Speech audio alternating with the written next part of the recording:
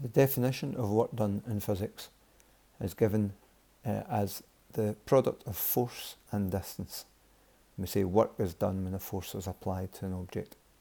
So we have the formula there for the work done. The unit of work is the joule, where 1 joule is defined as a work done, or energy transferred when a force of 1 Newton is moved through a distance of 1 metre.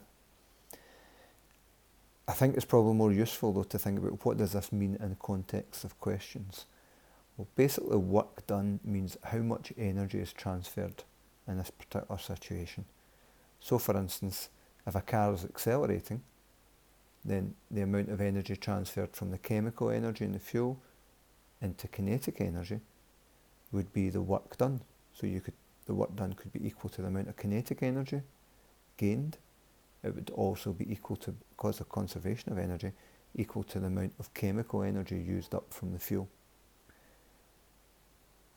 Likewise, if a car was braking, the work done would be the kinetic energy it lost, assuming it's braking to rest. So basically, anywhere work done means the change in energy in any situation. It can be any type of energy. Its value, though, is how much that energy is changed by in any situation. One small curiosity is the idea that if a force is applied but doesn't move, then no work is done.